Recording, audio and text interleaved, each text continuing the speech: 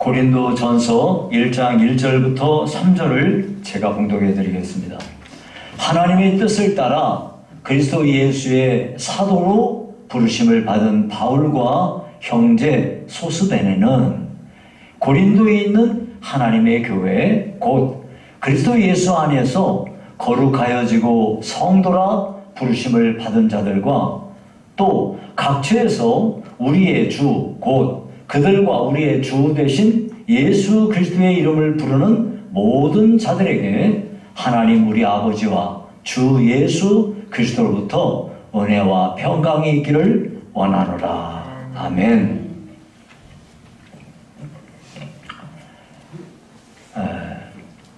오늘은 어버이 주일이지만 저는 이제 오늘부터 고린도 전서를 강의하도록 하겠습니다.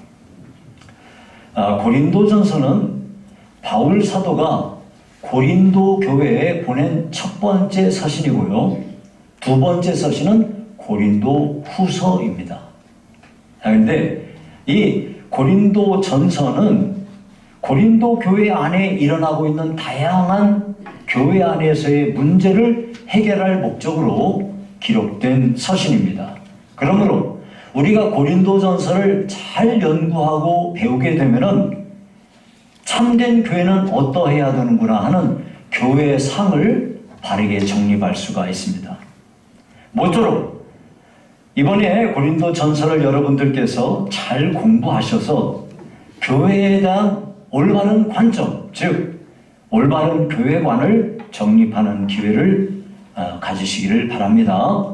자, 오늘 첫 번째 시간으로 먼저 사도에 대해서, 그리고 동역자에 대해서, 세 번째는 하나님의 교회에 대해서, 네 번째는 은혜와 평강에 대해서 살펴보면서 함께 은혜를 나누도록 하겠습니다. 자, 먼저 사도에 대해서요. 1절에 보니까 하나님의 뜻을 따라 그리스도 예수의 사도로 부르심을 받은 바울이라고 말했거든요. 여기에 사도라는 단어가 나와요. 사도라는 말의 뜻은 보냄을 받은 자라는 뜻입니다.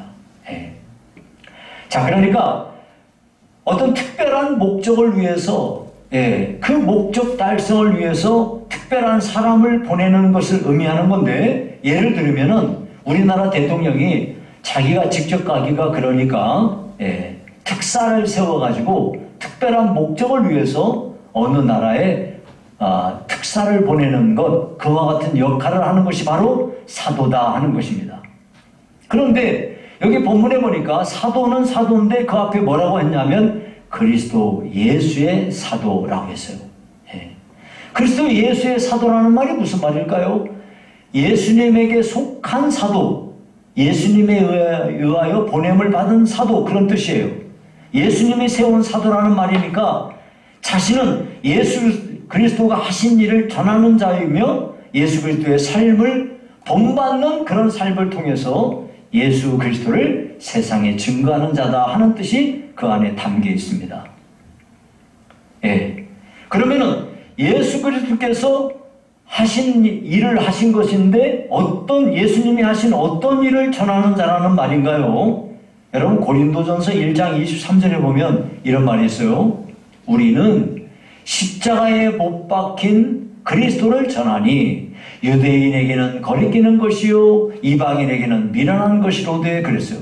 여기 보니까 십자가에 못 박힌 그리스도를 전하니 그랬어요. 그러면 바울은 자신을 사도라고 소개했는데 무슨 일을 맡은 사도냐? 십자가에 못 박힌 예수님을 전하는 사도다 그 말이에요. 그런데 더 나아가 그리스도 예수의 십자가라고 있는데 그 앞에 보니까 또 무슨 말이 있냐면 하나님의 뜻을 따라 그리스도 예수의 사도. 왜 거기 안 띄워주죠? 하나님의 뜻을 따라. 하나님의 뜻을 따라 그리스도 예수의 사도로 부르심을 받은 자라 그랬어요. 그러니까 바울 사도가 그리스도 예수의 사도로 부르심을 받은 것은 어떤 사람들에 의해서 자격증 받아갖고 된 거 아니고 자기가 자기 의지대로 자기 마음대로 자칭이 사도라고 한 것도 아니고 하나님의 뜻에 따라서 된 거다 그런 말이에요. 그런데 여러분 이것이 고린도전서 9장 2절에 보면은 이런 말이 있어요. 다른 사람들에게는 내가 사도가 아닐지라도 너희에게는 사도니 나의 사도됨을 주 안에서 인친 것이 너희라. 이게 무슨 말일까요? 지금 고린도 교회 안에는 바울이 무슨 사도냐 하고 바울의 사도권을 부정하고 이것을 문제 삼는 사람들이 있다는 말이에요. 그거 계속 펴주세요. 그래서 다른 사람들에게는 내가 사도가 아니라 해도 고린도 교회 너희들한테는 내가 사도라고 하는 것이 마땅하지 않냐라고 이렇게 말하고 있단 말이에요. 그러면 여러분, 바울이 사도라는 것에 대해서 왜 사람들이 의심을 하는가 할까요? 예, 사람들이 바울이 사도라는 일에 대해서 의심하는 이유는 세 가지가 있어요. 첫 번째가 뭐냐면, 바울 사도는 예수 믿기 전에 교회를 엄청 핍박한 사람이거든요. 예수 믿는 사람들을 무지하게 잡아다가 감옥에 가두고 심지어 죽이는 일이 앞장섰단 말이에요. 이렇게 하던 사람이 기독교로 개종을 하니까 사람들이 의심의 눈초리로 보는 거예요. 저게 진짜야? 저기 수작 부리는 거 아니야? 하고 바울의 사도됨을 인정하지 않는 거예요. 두 번째는 바울이 당신이 언제 예수님하고 함께 예수님의 3년 동안의 공생의 기간 동안에 언제 예수님하고 함께 있었냐? 사도는 예수님과 함께 먹고 자고 예수님에게 직접 배우고 해야지 사도지. 네가 주님하고 함께 있지도 않았으면서 네가 무슨 사도야? 하고 도전한다 이거예요. 또 한 가지가 있는데 결정적인 사도의 이유는 뭐냐면은 예수님이 부활하신 뒤에 제자들에게 나타나셨어요. 그때 그 자리에 너는 있지 않았느냐? 너는 그 자리에 없었는데 무슨 사도야? 하고 말하는 거예요. 자, 이 세 가지 점에 의해서 바울이 사도라는 것에 대해서 의심을 했는데요. 그러면 바울 사도가 굳이 왜 나는 사도야? 라고 1절에 맨 먼저 하나님의 뜻을 따라 나는 사도다. 나는 그리스도 예수의 사도다. 하고 사도됨을 강조하는 이유가 대체 뭘까요? 여러분, 이 신약성경은요. 신약성경은 27권으로 되어 있어요. 27권. 그 가운데 절반이 사도 바울에 의해서 기록되었어요. 그런데 만약 바울 사도가 사도라는 사실을 부인해버리면 사도도 아닌 게 무슨 성경을 써? 하고 도전한단 말이에요. 이건 큰 문제가 되는 거예요. 그래서 바울은 자신이 사도된 것을 이렇게 강하게 강변하고 있으며 자기의 사도권을 부정하는 사람들에게 대해서 준엄하게 이 문제를 지적해 나가고 있는 거예요. 자, 그래서 우리는 지금 이 1절의 말씀을 보면서 바울 사도는 자기가 누구인가를 알아요. 나는 왜 살아야 되는지 삶의 목적을 알아요. 나는 어떻게 살아가야 되는지 삶에 살아갈 방법을 아는 사람이라는 것을 우리가 분명히 알아요. 1절에서 자, 우리는 이 말씀을 통해서 우리들도요, 예수를 믿으면서 내가 누군지를 정확히 알고 살아야 됩니다. 우리 예수 믿는 사람이 안 믿는 사람들보다 복된 이유 중에 가장 중요한 이유가 뭐냐면 우리는 성경을 통해서 내가 누군지를 알아요. 나 어디서부터 왔는지, 나는 어떻게 끝나는 것인지, 어떻게 살아야 되는지, 이 모든 걸 성경을 통해서 우리는 깨달은 사람들이에요. 그래서 예수 믿는 사람이 가장 명확하게 해야 될 문제가 뭐냐면 나의 정체야. 너의 정체를 밝혀라 그러잖아요. 네 정체가 대체 뭐야? 그러잖아요. 우리는 성경을 통해서 우리의 정체를 아는 사람들이에요.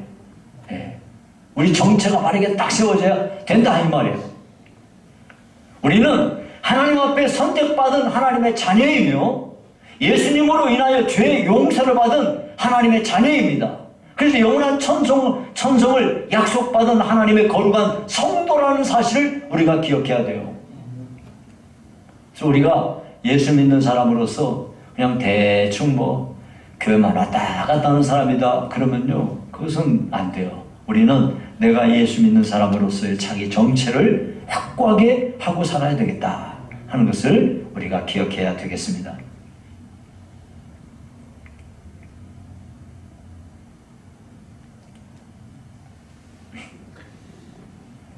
자, 그 다음에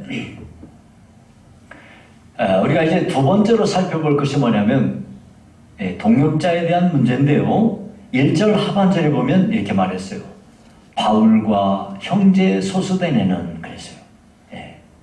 여러분 여기에 소스데네라고 하는 사람이 나와요.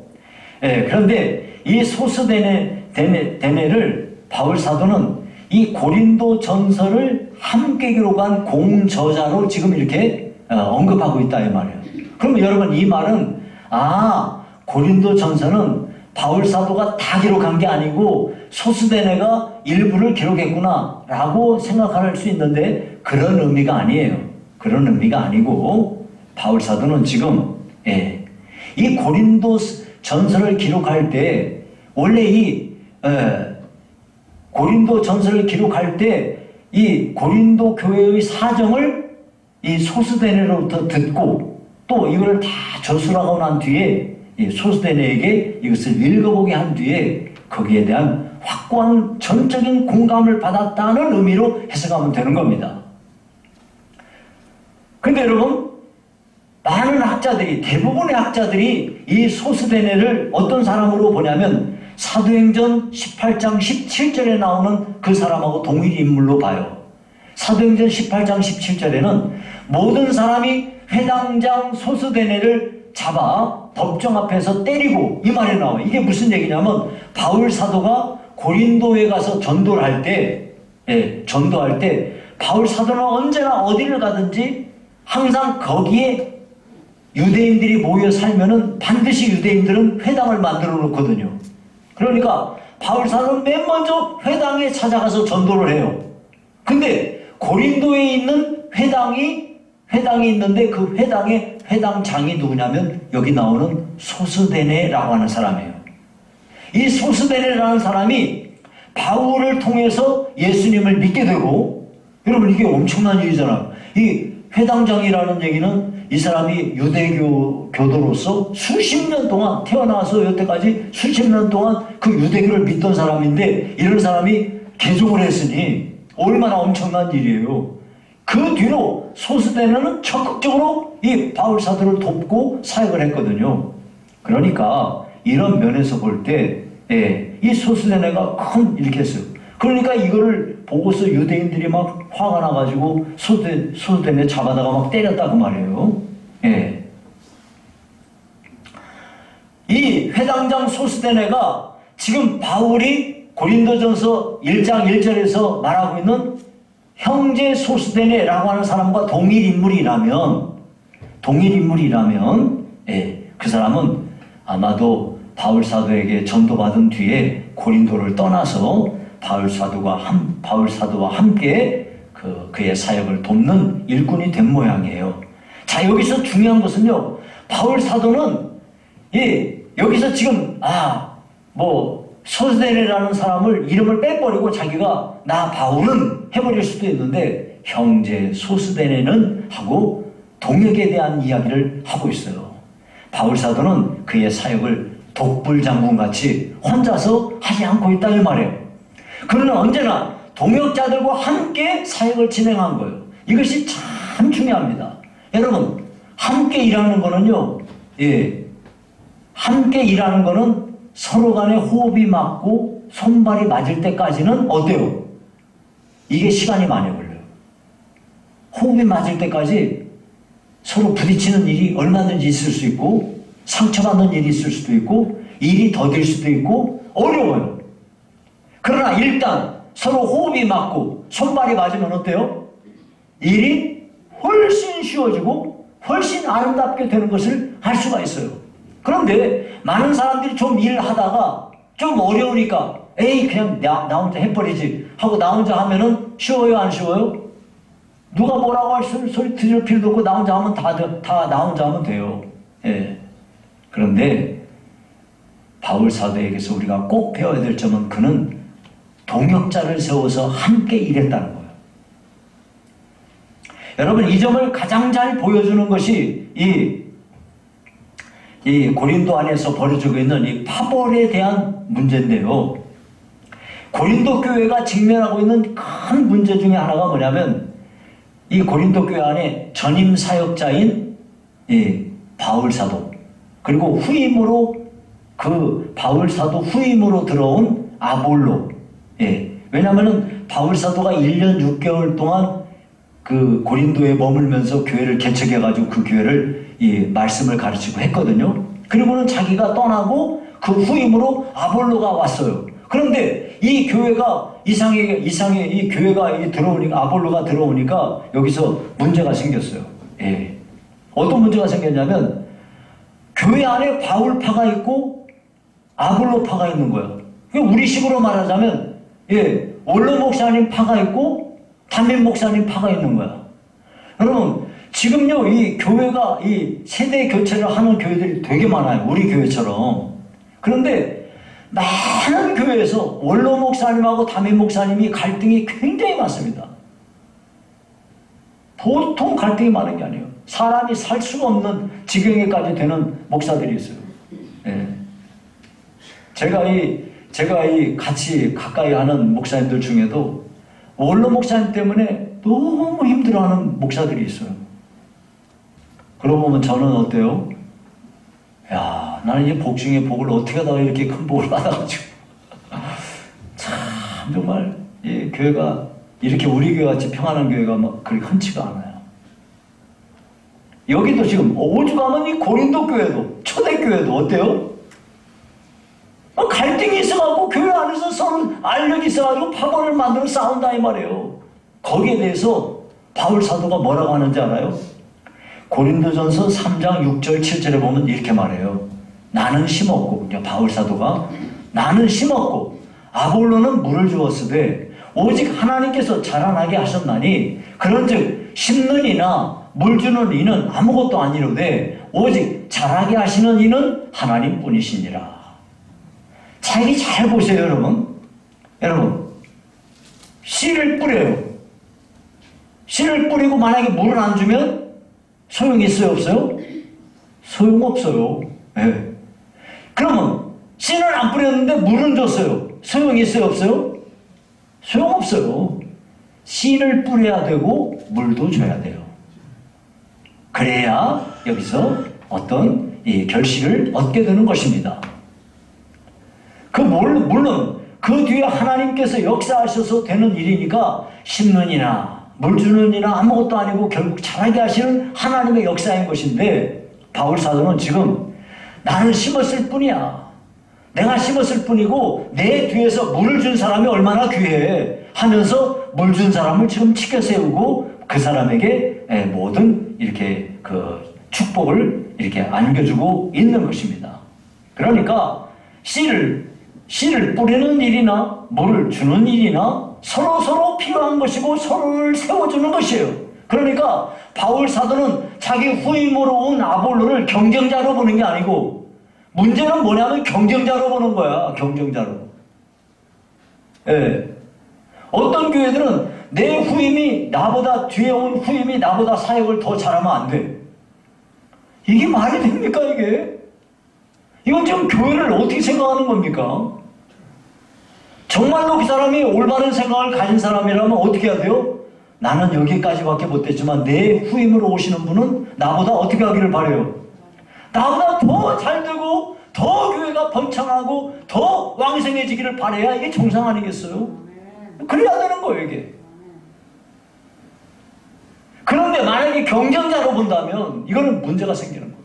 경쟁자가 아니에요. 서로 보완해주고 서로 세워주고 서로 빛내주는 동역자가 돼야 되는 거예요.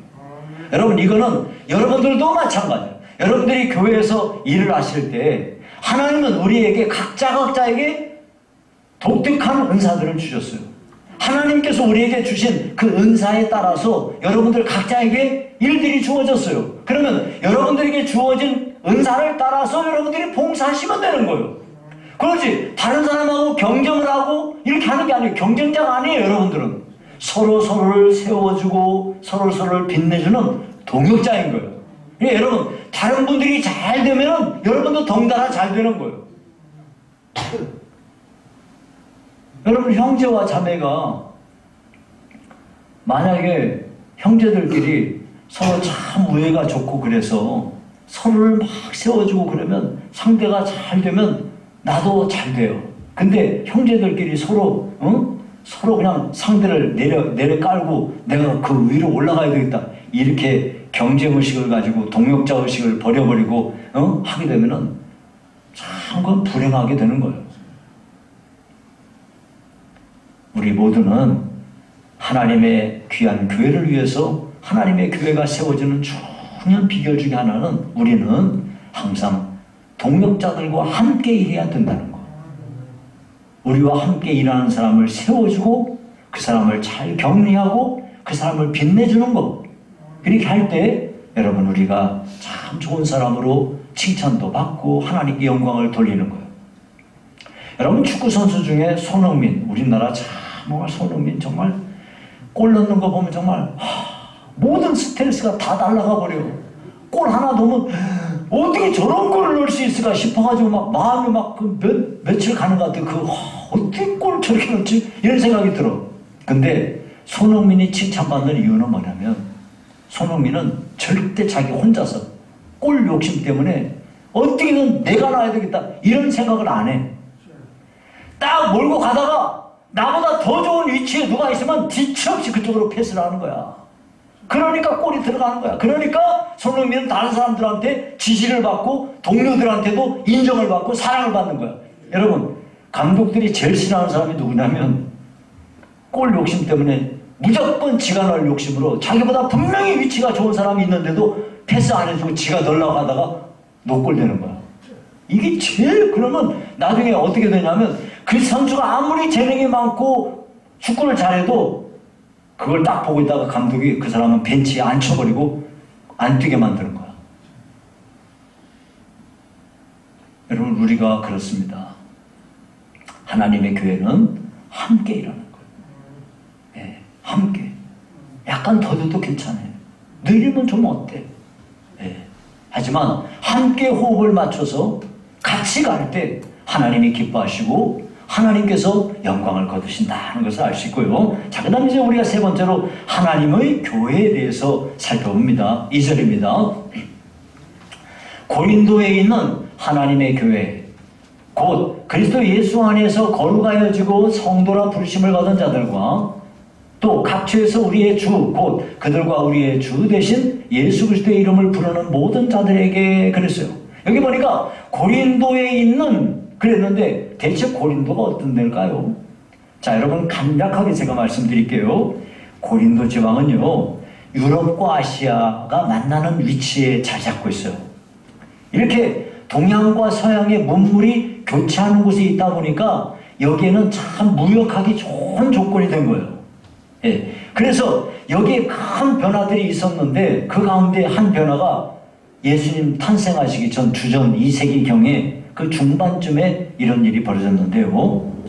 당시 로마의 힘을 등에 업은 스파르타, 여러분이 아시죠? 스파르타라고 하는 그런 나라하고 고린도를 포함한 아테네가 중심이 된 에게 연합군, 스파르타 대 에게 연합군이 치열한 전투가 벌어졌어요.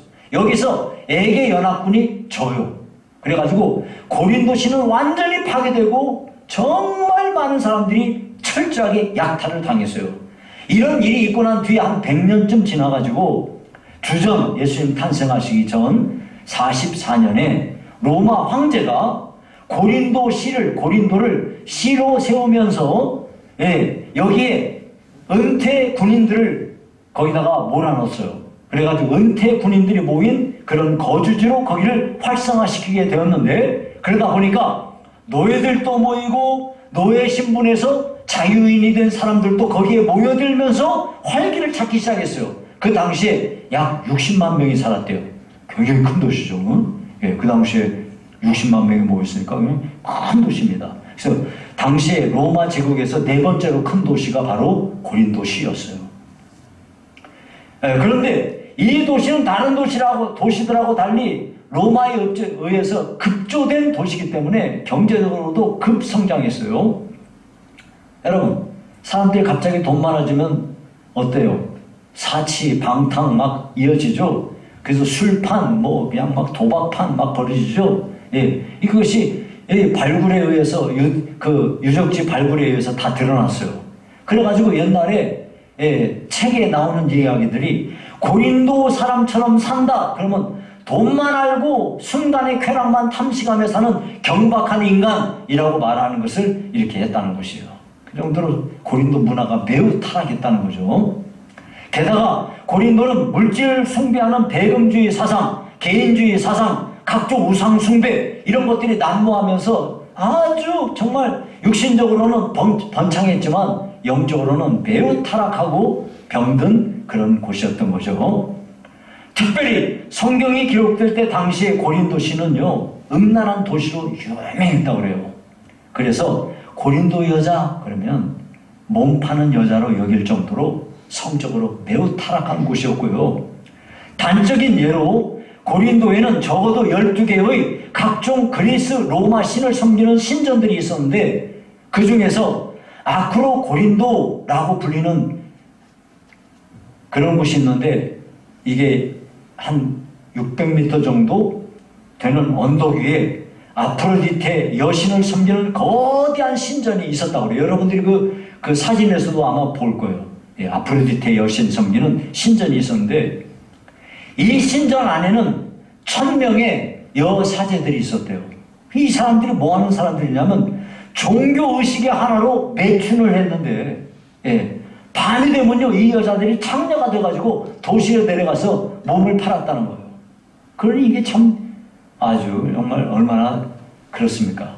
게다가 또 아폴로 신을 섬기는 사람들이 있었는데 이 아폴로 신은 남성의 이 우람하고 이런 거를 이렇게 표현하는 그런 신인데 아폴로 나체상 그리고 각종 조각품들은요 남성의 그 아름다움을 딱 나타내고 이렇게 하니까 이걸 보고 남성 숭배를 하는 이런 사람들이 그걸 보고 흥분하면서 성전 안에 있는 아폴로 신의 미동들과 성관계를 가졌다는 거예요.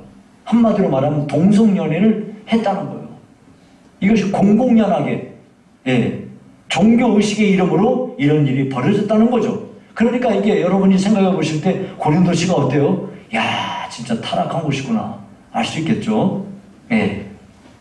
이런 곳인데 여기에다가 바울사도가 개척을 한 겁니다.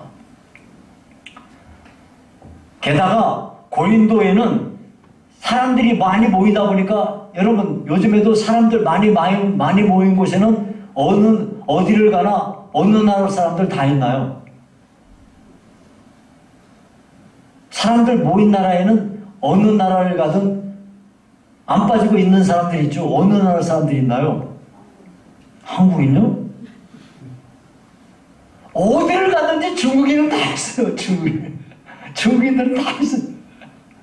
그런 것처럼 사람들 몰려있는 곳에는 유대인들이 다 가 있는 거예요. 왜냐하면 막 그 로마 사람들이 그 로마에 살고 있는 유대인들 막 다 쫓아내고 해가지고 세계로 퍼져나갔거든요.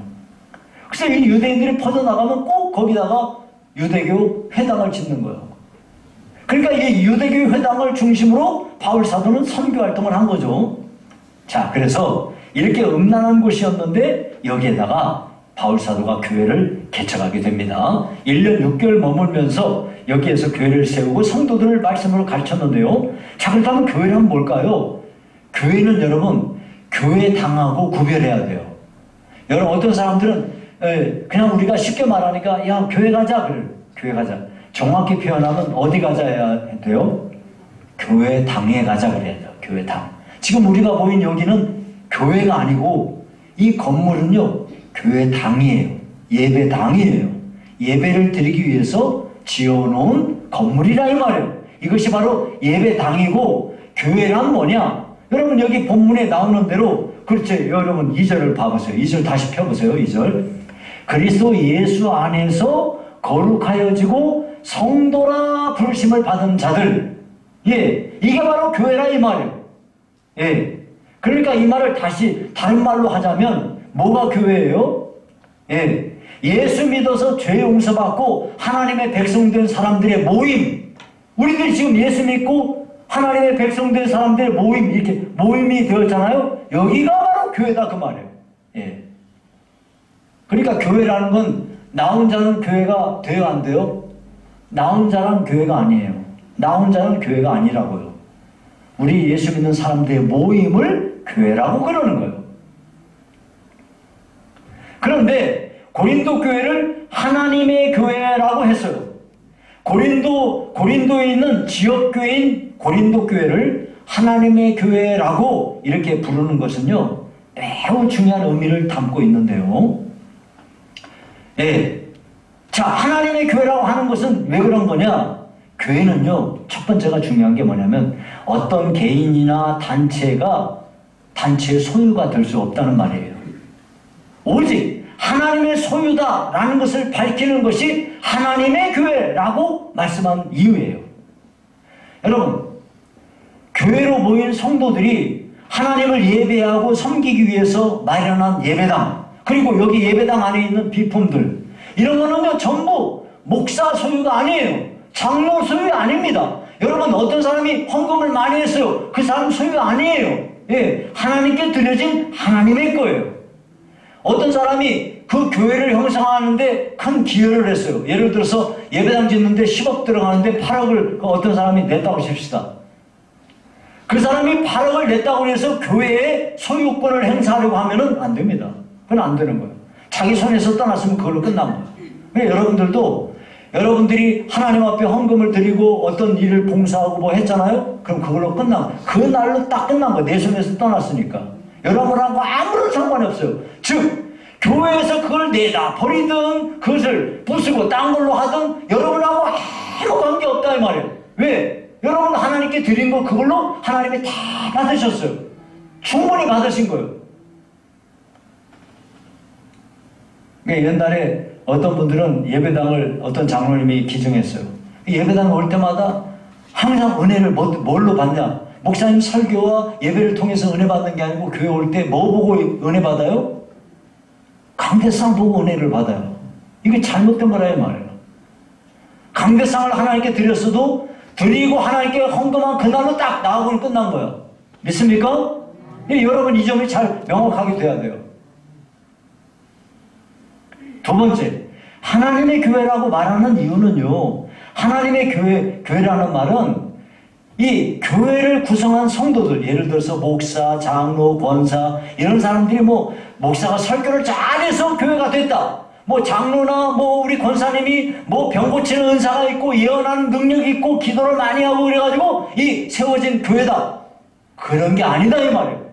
어떤 사람이 설교를 잘했든지 병 고치는 은사가 있었든지 뭐 예언을 잘했든지 이런 것을 통해서 하나님께서 그것을 이용하여 하나님의 뜻을 이루시며 교회를 이루신 것은 하나님이 하신 것이지 그 사람이 한 게 아니에요.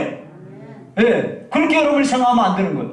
어떤 인간도 하나님 앞에 그런 생각을 하면 안 돼요.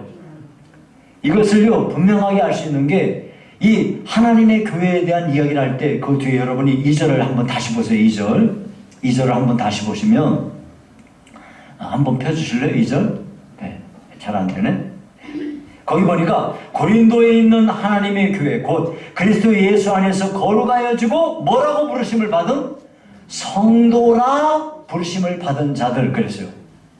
그러니까 교회를 이루게 되는 그 구성원들이 누구냐면 성도라고 그랬어요. 성도.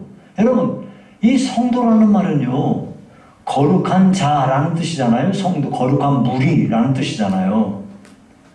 여러분 인간은요 거룩한 무리가 될 수 없어요. 본질적으로 타락한 존재이기 때문에 외부에서부터 하나님께서 은혜를 줘가지고 새롭게 변화되지 않는 한 그 사람은 절대 성도가 아니에요. 거룩한 자 아니라니까요. 예.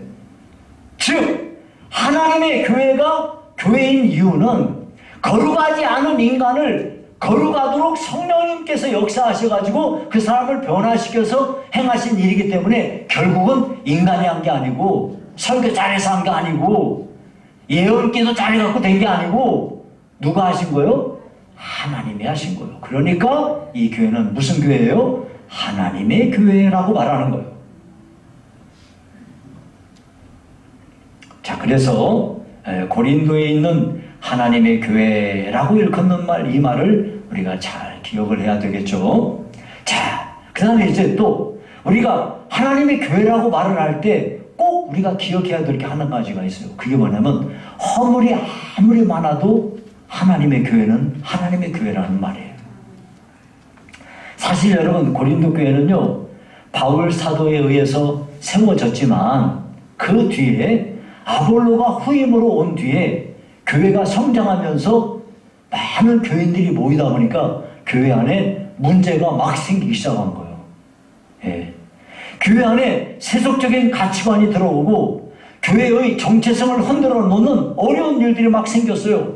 파벌이 생기고, 예, 도덕적인 위선과 부패가 만연하고 영적으로 병들고, 예, 아주 심각한 문제가 생겼다 이 말이에요. 자, 이에 대해서 바울 사도는 고린도 교회를 바르게 세우기 위한 목적으로 고린도 전서를 쓰게 되었는데, 이처럼 문제 많은 허물 많은 고린도 교회임에도 불구하고 하나님은 뭐라고 불러요? 하나님의 교회라고 불러요. 여러분, 대체 이렇게 다 잘못된 게 많은데 그래도 하나님의 교회라고 그래요? 또 거기 고린도 교회 안에 있는 교인들은 어때요? 문제가 보통 많은 게 아니잖아요. 여러 가지 도덕적으로 문제가 많고, 그런데 이런 자들을 뭐라고 불러요? 성도라고 불러요. 자, 여러분, 이거 왜 그러는 걸까요? 왜 문제 많은 고린도 교회를 하나님의 교회라고 부르는 거죠? 그 이유는요, 고린도 교회가 교회의 머리 되신 예수 그리스도, 교회의 머리 되신 예수 그리스도의 이름으로 이 교회가 세워졌기 때문에 하나님의 교회라고 말하는 거예요. 성도도 마찬가지예요. 이 사람 한 사람을 보면은 도덕적으로 문제가 많고 참 여러 가지 면에서 문제가 많지만, 이 사람을 성도라고 부르는 이유는 이 사람에게 예수 그리스도의 의가 전가되었고 그것을 이 사람이 믿기 때문에 이 사람을 성도라 부르는 거예요.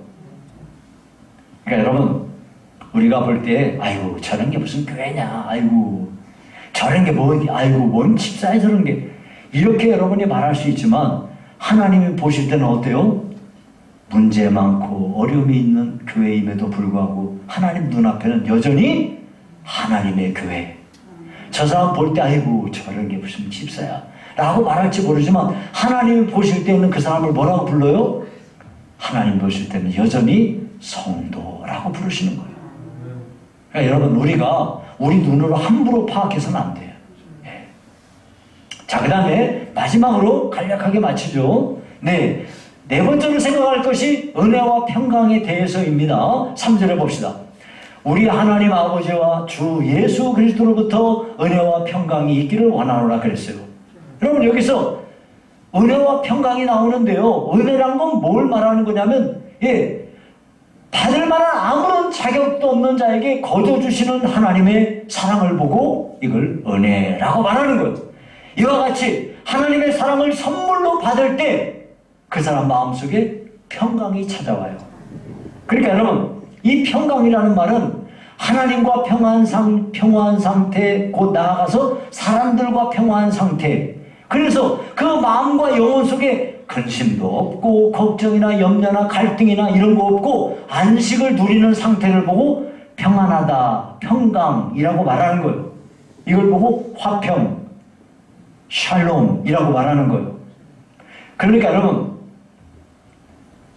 죄인된 인간에게 하나님이 베푸시는 제일 큰 은혜는 죄를 용서해 주시는 건데요. 이렇게 근본적인 죄의 문제로 인해서 고통, 슬픔, 상처, 아픔 이런 걸 다 씻김받고 참 하나님의 은혜가 임해서 죄 용서받고 이렇게 될 때 마음에 평강이 오는 거예요. 자, 그러니까 먼저 은혜가 임해야 평강이 오는 거예요. 평강이 임하고 은혜가 오고 이게 아니에요. 먼저 뭐가 있어야 돼요? 은혜가 있어야 은혜와 평강이에요. 평강과 은혜가 아니에요. 그러니까 우리는 하나님 앞에서 참 이렇게 늘 주의 은혜를 사모하고 그렇게 살아야 돼요. 그러니까 주의 은혜가 우리에게 임하면 우리 마음속에 큰 평강이 찾아오게 되는 겁니다. 그리고 이 은혜와 평강은 성부 하나님으로부터, 성자 예수님으로부터 오는 것이고요. 이것은 우리의 생애 동안에 지속적으로 받아들여야만 하는 아주 중요한 것이 되는 겁니다.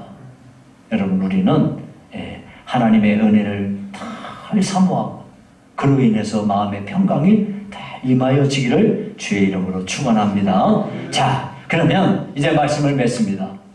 바울 사도는 자신은 사도로 부르심을 받았는데 그리스도 예수의 사도라고 했어요. 나아가 하나님의 뜻에 따라 그리스도 예수의 사도라고 그랬어요. 이와 같이 자기 자신을 명확하게 이렇게 세우고 사는 복된 인생이었습니다. 우리들도 나는 왜 존재하는지, 내 인생의 목적은 무엇인지, 내가 나아가야 될 방향이 무엇인지, 나는 내 인생을 어디다 걸어야 되는지, 그러한 자기 정체성을 확고하게 세우고 살아가는 성도가 되어야 되겠습니다. 두 번째, 우리는 예수 믿고 신앙생활하는 가운데 함께하는 동역의 원리를 잘 가져야 교회를 바르게 세울 수 있겠다 하는 것이고요. 이 교회는, 우리 시흥 상부교회는 무슨 교회예요? 하나님의 교회다 이거예요. 하나님의 교회. 이것을 우리가 꼭 기억해야 되겠고요. 우리는 우리 삶에 제일 중요하고 필요한 은혜와 평강을 늘 주님으로 말미암아 받아들이며 살아서 우리가 이 교회관을 바르게 세우고 교회를 이전보다 더 많이 사랑하고 교회를 섬기고 교회를 견고하게 세워가는 주역들이 다 되시기를 주의 이름으로 축원합니다. 살아계신 하나님 아버지 감사합니다. 주께서 앞으로 고린도 전서를 공부해가는 과정 가운데 축복하시옵소서. 예수님 이름으로 기도하옵나이다. 아멘.